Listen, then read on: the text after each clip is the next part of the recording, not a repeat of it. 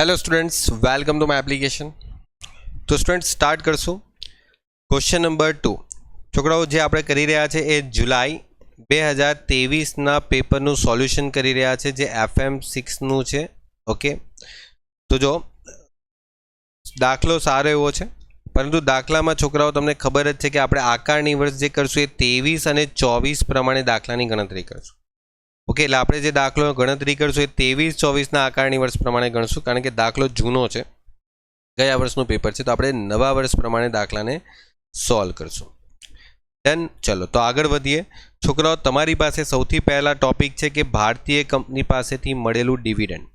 છોકરાઓ આ પૂરેપૂરું કરપાત્ર થઈ ગયું અને ડિવિડન્ડ પર મેં તમને આ વર્ષે એક જે નવો પોઈન્ટ આવ્યો છે જેમાં ડિવિડન્ડ પર પેલું જે કપાત તરીકે બાદબાકી થાય જે મેં તમને સમજાવેલું છે કોર્સની અંદર, એ વ્યવસ્થિત કરી જજો, બરાબર। કે ડિવિડન્ડ માટે જો તમે કોઈ શેરમાં રોકાણ કરો અને શેરમાં રોકાણ કરો તો ડિવિડન્ડ મળે। હવે શેરમાં રોકાણ કરવા માટે તમે જે લોન લીધેલી હોય એ લોન પર જે વ્યાજ છે એ ડિવિડન્ડમાંથી બાદ થશે તો કેટલા ટકા થશે મેક્સિમમ, એની પણ એક મહત્તમ મર્યાદા છે। તો આ વસ્તુ મેં તમને સમજાવેલી છે અને આ વસ્તુ પર એક મેં તમને નાનકડો ક્વેશ્ચન પણ કરાવેલો છે, તો ધ્યાનથી સમજજો, એ બાબત એક્ઝામમાં કદાચ પૂછાઈ શકે આ વર્ષે। તો ભારતીય કંપનીનું જે ડિવિડન્ડ છે એ 26,000 રૂપિયા મળે છે, 2600 રૂપિયા મળે છે જે પૂરેપૂરું કરપાત્ર થશે। પછી છે મુદ્દતી થાપણ પર મળેલું વ્યાજ, એટલે કે બાંધી મુદ્દતની થાપણ જેને આપણે કહીએ ફિક્સ ડિપોઝિટ, આ બી કરપાત્ર થઈ જશે। ચલો તો આપણે પહેલાં લખી દઈએ 2600 અને 15,400। ચલો તો પહેલાં તો અહીંયા લખીએ ડિવિડન્ડ 2600, પછી છોકરાઓ બાંધી મુદ્દત થાપણ, તો બાંધી મુદ્દતની જે થાપણ છે એના પર જો તમને વ્યાજ મળે તો એ વ્યાજ તમારું કરપાત્ર થશે 15,400। ઓકે, ત્યાર પછી છોકરાઓ તમારી પાસે દાખલામાં છે રાષ્ટ્રીય બચત પત્ર જે છે એના નેશનલ સેવિંગ સર્ટિફિકેટ કહેવાય એને। ઓકે, નેશનલ સેવિંગ સર્ટિફિકેટ પર જે વ્યાજ છે એ તમારું કરમુક્ત થઈ જશે, એ લખવાનું અને પછી બ્રેકેટમાં લખી દેવાનું કરમુક્ત। ઓકે, નેશનલ સેવિંગ્સ પર સર્ટિફિકેટ પર વ્યાજ। ઓકે, નેશનલ સેવિંગ અથવા તો બચત પત્રો પર વ્યાજ। ધ્યાન રાખજો આ બચત પત્રો છે ને એ 8મી શ્રેણી ન હોવા જોઈએ, શ્રેણી 8 ના હોવા જોઈએ, એમ તો 8ના જ આપશે। ઓકે, એટલે આ છે ને એક કરમુક્ત થશે, તમારે લખવાનું નથી, કરમુક્ત લખવાનું છે। ચલો પછી છોકરાઓ આગળ વધીએ। તો તમારી પાસે પાછલા વર્ષ દરમિયાન જે મિત્રો છે એમની પાસેથી શું મળેલું છે, ભેટ મળેલી છે। તો મિત્રો પાસેથી 51,000 રૂપિયા ભેટ મળે એટલે કરપાત્ર થઈ જશે, તો એ તો પછી તમારે લખી જ લેવું પડશે। 51,000 રૂપિયા મિત્રો પાસેથી ભેટ, તમારા કોઈ પણ ફ્રેન્ડ તમને જો ભેટ આપે 51,000, બરાબર, 50,000ની લિમિટ ક્રોસ થાય એટલે તમારે ટેક્સ ભરવાનો જ એના પર, એ કરપાત્ર જ થઈ જશે પૂરેપૂરું। પ્લાન્ટ મશીન સહિતના ભાડે આપેલું કારખાના, જો પ્લાન્ટ મશીન સહિત તમે ભાડે આપેલું કારખાનું છે જેમાં પ્લાન્ટ મશીનને આપણે અલગ પાડી શકીએ તેમ નથી, એટલે આ જે ભાડું છે એ તમારે કરપાત્ર થઈ જશે। પરંતુ ધ્યાનથી વાંચો નીચે ટોપિક શું છે। હવે આ જે 5મા નંબરનો ટોપિક છે ને એ 6ઠા, 7મા, 8મા, 9મા અને 10મા ને કનેક્ટેડ છે।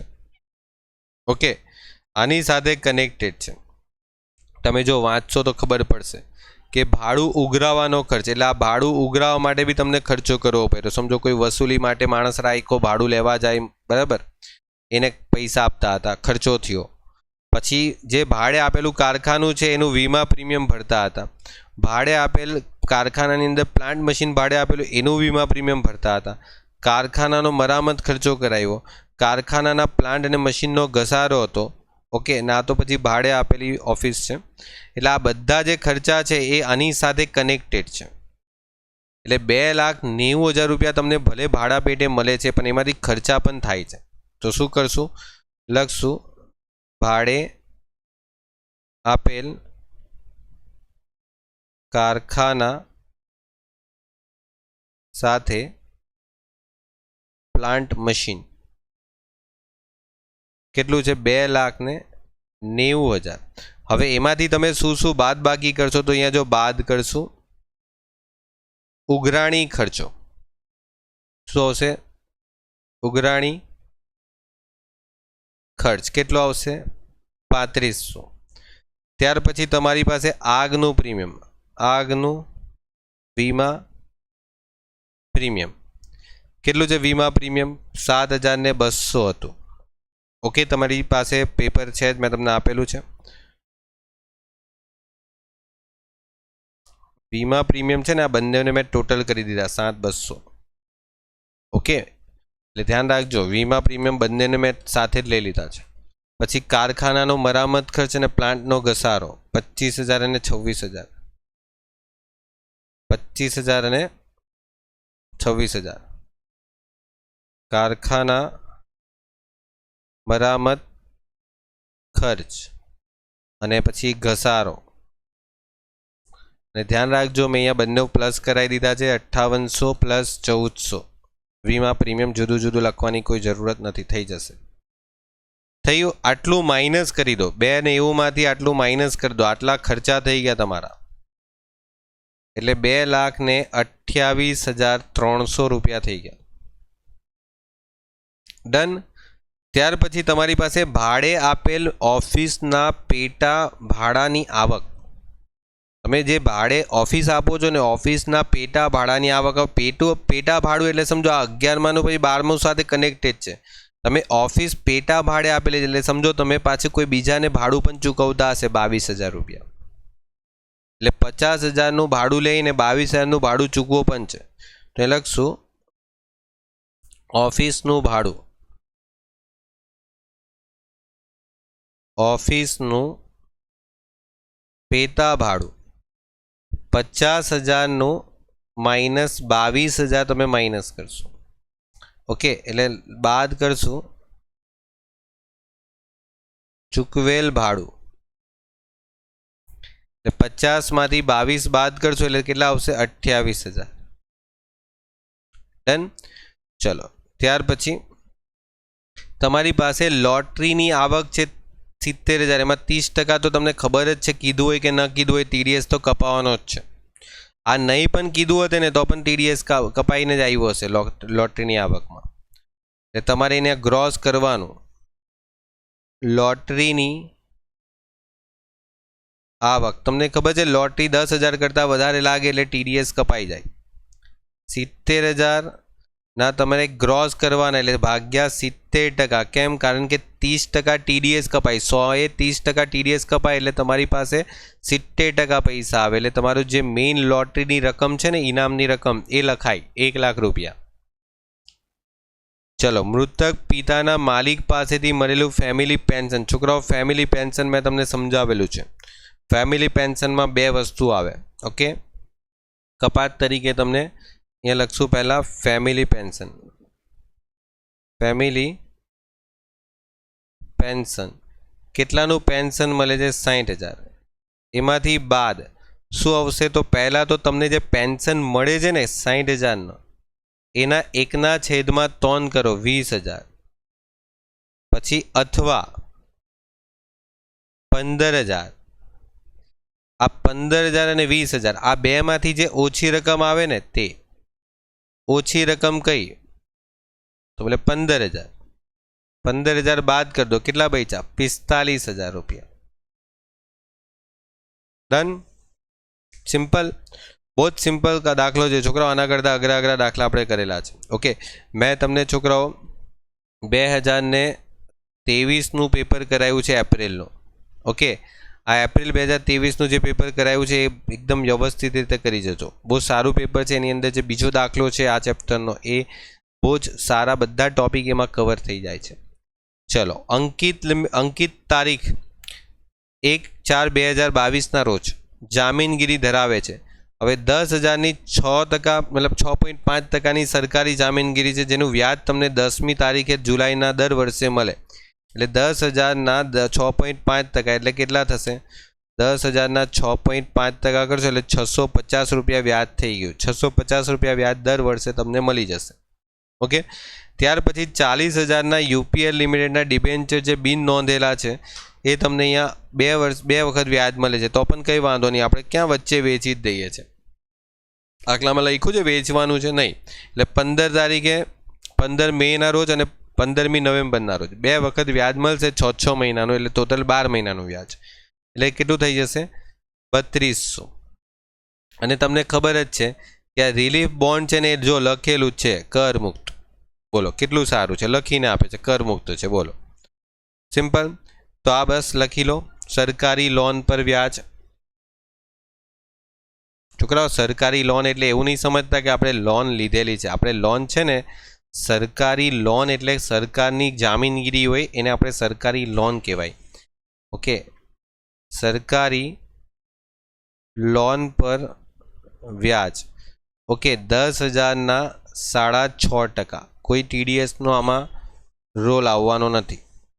ઓકે, ત્યાર પછી તમને ખબર છે કે યુપીએલ ઓકે લિમિટેડના ડિબેન્ચર પર વ્યાજ કેટલું છે 40,000ના 8%, એટલે 3200 રૂપિયાનું વ્યાજ, સોરી 3200 થઈ જશે. ઓકે, અને ત્યાર પછી 9%ના રિલીફ બોન્ડનું વ્યાજ, 9%ના રિલીફ બોન્ડનું વ્યાજ. આ તો છોકરાઓ કરમુક્ત આવે, કરમુક્ત જ આવે, અહીંયા લખીને આપેલું છે પણ નહીં લખતે તો પણ કરમુક્ત જ હતે. ડન, એકદમ પરફેક્ટ ક્વેશ્ચન હતો છોકરાઓ. બધું ટોપિક કવર અહીંયા થાય છે, બીજા જે અન્ય ટોપિકો છે એ પણ કવર થઈ ગયા. છોકરાઓ ડિવિડન્ડ વાળો ટોપિક ધ્યાન રાખજો. આ જે ડિવિડન્ડ છે એ અમુક વર્ષ પહેલાં છે ને એ કરમુક્ત હતું, પણ હવે એ કરપાત્ર થઈ ગયું છે. પહેલાં ડિવિડન્ડ પર ટેક્સ નહીં લાગતો હતો, હવે ડિવિડન્ડ પર ટેક્સ લાગે છે. ઓકે, એટલે આ ડિવિડન્ડનો જો જૂનો દાખલો તમે જોશો તો ત્યાં કન્ફ્યુઝ નહીં થતા. નવા નિયમ પ્રમાણે ડિવિડન્ડ એક કરપાત્ર છે, તો અહીંયા આવશે અન્ય સાધનની કરપાત્ર આવક. ઓકે, એકદમ કમ્પ્લીટ ક્વેશ્ચન. ઓકે, જો હું તમને સમજાવી દઉં, ડિવિડન્ડ વિશે મેં તમને ઓલરેડી સમજાવેલું પણ છે, તો જોઈ લો છોકરાઓ. ડિવિડન્ડ માટે તમને મેં સમજાવેલું છે કે ડિવિડન્ડ એક કરપાત્ર છે. પહેલાં ડિવિડન્ડ છે ને 2020 માર્ચ સુધી તમારી પાસે ડિવિડન્ડ પર ટેક્સ નહીં લેવાતો હતો છોકરાઓ, કારણ કે ડિવિડન્ડ પર ડિવિડન્ડ ડિસ્ટ્રીબ્યુશન ટેક્સની ચૂકવણી થતી હતી. પછી જે ફાઇનાન્શિયલ એક્ટ 2020 જ્યારે આવ્યું ત્યારે 1 એપ્રિલ 2020થી ડિવિડન્ડ છે એ રોકાણકારના હાથમાં એટલે શેર હોલ્ડરના હાથમાં કરપાત્ર થઈ ગયું. હવે ડિવિડન્ડ પર છોકરાઓ શું છે કે ફાઇનાન્સ એક્ટ 2020માં 1 એપ્રિલ 2020થી જે ડિવિડન્ડ છે એ ડિવિડન્ડ કરપાત્ર થઈ ગયું, એટલે કરપાત્ર થઈ ગયું એટલે ટીડીએસની જોગવાઈઓ પણ એમાં લાગુ થઈ ગઈ. તો સરકારે એના માટે એક ટીડીએસની જોગવાઈ પણ બનાવી છે કે જો કોઈપણ કંપની અથવા મ્યુચ્યુઅલ ફંડ જો 5,000 કરતાં વધારે ડિવિડન્ડની ચૂકવણી કરે તમને, તો એના પર તમારે 10% ટીડીએસ કાપીને તમને પૈસા આપશે. બરાબર, ધ્યાન રાખજો. અને આ જે 10% છે ને એ છોકરાઓ, એમાં મેં જે તમને ગ્રીન કલર કરીને લખાયું છે ને એ તમારે હવે કંઈ કામનું નથી રહેતું. એટલે જે ગ્રીન કલર કરીને જે લખાયું છે ને એ કામનું નથી. એનું કારણ છે કે છોકરાઓ જ્યારે COVID-19 આવેલો, ઓકે તમને ખબર જ છે જ્યારે કોવિડ આવેલો એમાં સરકારે ઘણી બધી અમુક જગ્યા પર ઇન્કમ ટેક્સમાં છે ને રાહતો આપેલી. એટલે સમજો કે COVID-19ના રાહતને પગલે સરકારે આ જે તારીખ છે ત્યાં સુધી ટીડીએસનો દર થોડો ઘટાડી દીધેલો, 7.5% કરેલો, કારણ કે લોકોને પૈસાની પ્રોબ્લેમ હતી. તો જો સરકાર 10% ટીડીએસ કાપી લે તો પછી લોકોને 10% પૈસા પણ ઓછા મળે. ઓકે, તો એના કારણે સરકારે થોડી રાહત આપેલી. જો કે પોઈન્ટ લખવો હોય, થિયરીમાં પૂછે તો લખી શકાય. ઓકે, તો આ મેં તમને એકદમ ડિટેલમાં બધું બતાવેલું જ છે ઓલમોસ્ટ આપણા કોર્સની અંદર. ઓકે, અને આઈટીઆર ફાઇલ કરતી વખતે છોકરાઓ તમને ખબર જ છે કે આઈટીઆર ફાઇલ કરતી વખતે જે જવાબદારી છે એ તમારી જે ટેક્સ લાયબિલિટી આવશે, તમારે જેટલો ટેક્સ ભરવાનો આવશે એમાં તમારો જે ટીડીએસ કપાયો હશે એટલો ટીડીએસ તમારો શું થઈ જશે, ઓછો થઈ જશે. ઓકે, આ બધું મેં તમને ઓલમોસ્ટ સમજાવી દીધેલું છે. હા, પછી મેં આ પણ તમને સમજાવેલું છે કે ડિવિડન્ડની આવકમાંથી જે ખર્ચ બાદ થાય એ વ્યાજની જે રકમ છે એ પણ મેં તમને સમજાવેલી છે. ઓકે, તો ઓલમોસ્ટ આપણું બધું ક્લિયર છે. ઓકે, અને વધારેમાં વધારે ડિવિડન્ડનું એક વખત તમને આ ટોપિક જે મેં સમજાવેલો છે આપણા કોર્સની અંદર એ એક વખત જઈને રિવિઝન કરી લેજો. કારણ કે ડિવિડન્ડ પર છેલ્લા 2 એક્ઝામની અંદર દાખલા આવ્યા છે, પરંતુ અત્યાર સુધી પેલા ખર્ચ વિશેનો દાખલો નથી આવ્યો, જે મેં તમને ઓલમોસ્ટ સમજાવેલું પણ છે કે જો તમને કોઈ કંપની સમજો 20,000 ડિવિડન્ડ આપ્યું છે, બરાબર, તો આ 20,000 ડિવિડન્ડ તમને મળ્યું, તો હવે એ 20,000ના ડિવિડન્ડમાંથી તમારો જે ખર્ચો છે એ ખર્ચો કેટલો બાદ થશે અને એ ખર્ચામાંથી પણ કયા કયા ખર્ચા બાદ થશે એ મેં તમને સમજાવેલું છે, એ તમે જોઈ લેજો એક વખત. ઓકે, ખાસ કરીને આ વસ્તુ જોઈ લેજો તો આમાંથી ખર્ચા બાદ થાય તો એ કયા ખર્ચા બાદ થાય. અમુક ખર્ચા બાદ થાય છે ને અમુક ખર્ચા નથી થતા, સમજાવેલું છે, તો અગેન તમે ત્યાં જઈને રિવિઝન કરી શકશો. ઓકે, ચલો, good bye students, take care, મળીએ નેક્સ્ટ લેક્ચરમાં.